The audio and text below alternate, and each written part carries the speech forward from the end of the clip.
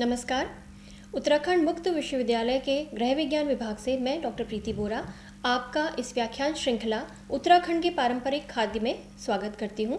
शिक्षार्थियों, इस व्याख्यान श्रृंखला के अंतर्गत आज हम बात करेंगे एक बहुत ही महत्वपूर्ण मोटे अनाज के बारे में जो उत्तराखंड में बहुत मुख्य रूप से उगाया जाता है और आहार में लिया जाता है, जिसका नाम है कौणी या कंगनी। कौणी या कंगनी को फॉक्सटेल मिलेट के नाम से भी जाना जाता है, जिसे मुख्यतः अर्ध शुष्क क्षेत्रों में उगाया जाता है। उगाने के लिए इसे बहुत कम पानी की ज़रूरत होती है और यह बहुत जल्दी अर्थात 65 से 70 दिनों में पक जाता है। तो एक तरह से यह फसल बहुत आसान होती है उगाने के लिए।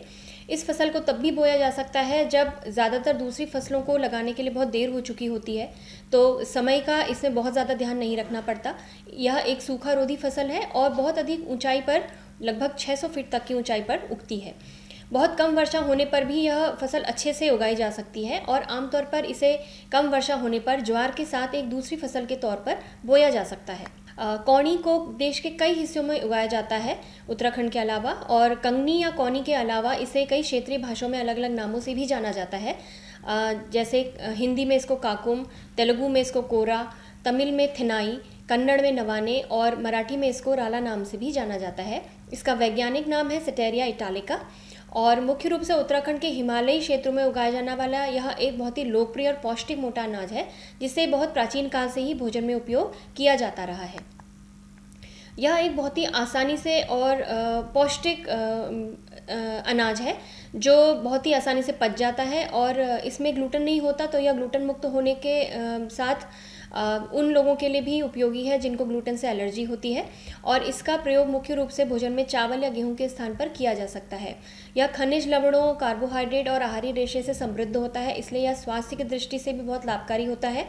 मुख्यतः यह एक छोटा पीले रंग का बीज होता है जिसमें आहारी रेशे के साथ साथ प्रोटीन और ज़रूरी विटामिन जैसे बी विटामिन बहुत अच्छी मात्रा में होते हैं। अब बात करें इसके पोषण मूल्य की, यह एक बहुत ही पौष्टिक अनाज है जिसमें लगभग 60 से 63 ग्राम कार्बोहाइड्रेट होता है प्रति 100 ग्राम में, और प्रोटीन इसमें 11 से 12.3 ग्राम होता है। लगभग 8 ग्राम इसमें रेशा होता है और यह बहुत अच्छी मात्रा में ऊर्जा, लगभग 351 थ्रू 356 किलो कैलोरी ऊर्जा प्रदान करता है। यह ग्लूटेन मुक्त होता है और अच्छे खनिज लवणों का मूल्य होने के कारण यह पाचन और हड्डियों के स्वास्थ्य को बढ़ावा देता है। लौह तत्व, कैल्शियम और मैग्नीशियम इसमें अच्छी मात्रा में होता है। यह इन सब खनिज लवणों का उत्कृष्ट खाद्य स्रोत है। इसमें बहुत अच्छी मात्रा में पॉलीफेनॉल्स और फ्लेवोनॉइड्स जैसे क्वेरसिटिन और कैम्फेरॉल होते हैं, और कैरोटीनॉइड जैसे एंटीऑक्सीडेंट्स से भरपूर होता है। तो यह जो ऑक्सीडेटिव स्ट्रेस है बॉडी का, उसको भी कम करने में मदद करता है। मुख्य रूप से जो इसका बाहरी परत होती है चोकर की, वह विशेष रूप से इन एंटीऑक्सीडेंट्स में समृद्ध होती है, जिसमें मुख्य रूप से फेरुलिक और कैफिक अम्ल जैसे फेनोलिक एसिड शामिल होते हैं। जैसे मैंने बताया, यह बी विटामिन में समृद्ध होता है और इसमें B12 अच्छी मात्रा में होता है, जो हमारे हार्ट के लिए और हमारे नर्वस सिस्टम के लिए बहुत लाभकारी होता है। इसके स्वास्थ्य लाभों की बात कर लेते हैं। तो सबसे पहले पाचन स्वास्थ्य के बारे में बात करें तो आहारी रेशा, जैसे इसमें मैंने बताया, बहुत अच्छी मात्रा में होता है। तो उच्च आहारी रेशे के कारण यह अच्छे पाचन को बढ़ावा देता है, कब्ज को रोकता है और इसके कुशल पोषक तत्व अवशोषण सुनिश्चित करने में मदद करते हैं। यह आंत के स्वास्थ्य को भी बढ़ावा देता है। जो इसमें रेशा होता है वह एक प्रीबायोटिक का काम करता है। प्रीबायोटिक वो होता है जो हमारी आंत के जो गुड बैक्टीरियाज होते हैं उनको पोषण देते हैं, और जो इसका रेजिस्टेंस स्टार्च यानी प्रतिरोधी स्टार्च होता है वह स्वस्थ वातावरण को बढ़ावा देते हैं। यह रक्त शर्करा के मैनेजमेंट के लिए या विनियमन के लिए भी अच्छा होता है। इसका ग्लाइसेमिक इंडेक्स बहुत कम होता है, यानी कि यह बहुत तेज़ी से रक्त शर्करा को नहीं बढ़ाता, तो इससे रक्त शर्करा के स्तर को प्रबंधित किया जा सकता है और यह टाइप 2 डायबिटीज़ के जोखिम को कम करता है। कौणी लेने से हमारा जो इंसुलिन होता है वह स्थिर रहता है। तो इंसुलिन में जो बहुत ज़्यादा डेविएशन होता है, कभी बहुत ज़्यादा कभी बहुत कम, उसको हम कम कर सकते हैं। हृदय स्वास्थ्य के लिए भी कौणी बहुत अच्छा होता है। खराब कोलेस्ट्रॉल के स्तर को यह कम करता है, जिसको हम बैड कोलेस्ट्रॉल यानी जो लो डेंसिटी लिपोप्रोटीन्स होते हैं उनके स्तर को कम करता है और HDL को बढ़ाता है। तो यह हृदय स्वास्थ्य को बढ़ावा देने में मदद करता है। इससे रक्त संचार में भी सुधार होता है। इसमें मैग्नीशियम अच्छी मात्रा में होता है, जो हमारा जो ब्लड सर्कुलेशन होता है उसको बढ़ाते हैं और रक्तचाप को कम करते हैं।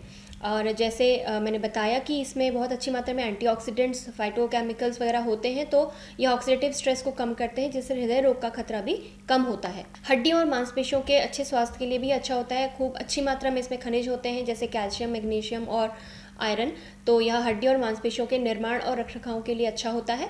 वज़न प्रबंधन को यह बढ़ावा देता है। इसमें रेशा अच्छी मात्रा में होता है और प्रोटीन अच्छी मात्रा में होता है, तो उसके अंतर्ग्रहण से बहुत लंबे समय तक सटाइटी यानी परिपूर्णता की फीलिंग होती है, जिससे भोजन करने की इच्छा कम होती है।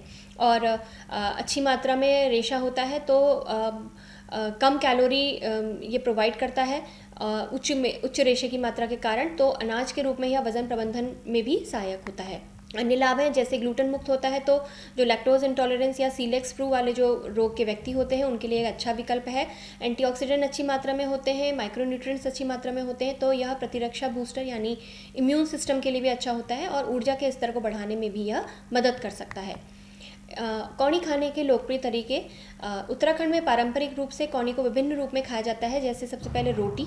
कौनी के आटे का उपयोग रोटी बनाने के लिए किया जाता है, जिसको हम गेहूं के स्थान पर इस्तेमाल करते हैं, और कभी कभी इसे गेहूं के आटे या अन्य मोटे अनाज जैसे मडवे के साथ मिलाकर उसको उत्तराखंड की स्थानीय दालें जैसे भट्ट या गहत की दाल के साथ खाया जा सकता है। खिचड़ी भी इसकी बनाई जाती है। चावल के एक अच्छे विकल्प के रूप में इसका इस्तेमाल किया जा सकता है। इसे पहले अक्सर भिगोया जाता है और फिर विभिन्न सब्जियों और मसालों के साथ घी में पकाया जाता है। फिर सिंपल इसको उबाल कर चावल की तरह खा सकते हैं, जिसे अक्सर इन्हें कढ़ी, पहाड़ी झोली, डुक्के, रायता ऐसे पारंपरिक व्यंजनों के साथ परोसा जा सकता है। इसका दलिया बहुत अच्छा होता है, जो पौष्टिक भी होता है और पचने में आसान होता है। तो ऐसी कोई कंडीशन है जहाँ पे पाचन तंत्र में कोई दिक्कत हो रही हो तो उसमें इसका दलिया खाया जा सकता है। कौनी की खीर एक बहुत पॉपुलर कुजीन है उत्तराखंड का, जिसमें अक्सर गुड़, नारियल का दूध और मेवे शामिल करके इसको बनाया जाता है। इसके अतिरिक्त अन्य कई पारंपरिक खाद्य पदार्थों जैसे डोसा, इडली, ढोकला, उपमा, पुलाव आदि में भी इसका प्रयोग किया जा सकता है। मॉडर्न अगर कुकिंग की बात करें तो इसमें कई बेकरी प्रोडक्ट इसके बनाए जाते हैं, जैसे केक, बिस्किट और मिठाइयाँ जैसे लड्डू जो कौनी के होते हैं वह भी बनाकर उनको स्वास्थ्य की दृष्टि से लिया जा सकता है। और कच्चे कौनी के बीज जो होते हैं वो अच्छा कुरकुरापन लाते हैं किसी भोज्य पदार्थ में, तो इसके आटे का उपयोग ब्रेड, कुकीज़ या केक जैसे पदार्थों में कुरकुरापन लाने के लिए किया जा सकता है। इस पिक्चर में आप देख सकते हैं कि कैसे कौनी के विभिन्न खाद्य पदार्थों को बनाकर उनको अपने जो दैनिक आहार में शामिल कर हम उसके जो स्वास्थ्य लाभ हैं उनको ले सकते हैं और अपना स्वास्थ्य बेहतर बना सकते हैं। धन्यवाद।